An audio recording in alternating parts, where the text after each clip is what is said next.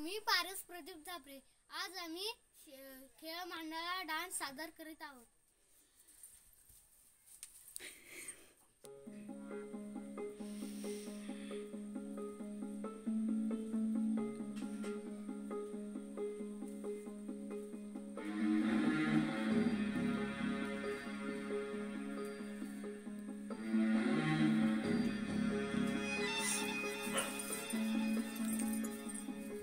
तुझ्या पायरीशी कुणी सान थोर नाही, साध सुन्या काळजाची तुझ्या कानी जाई.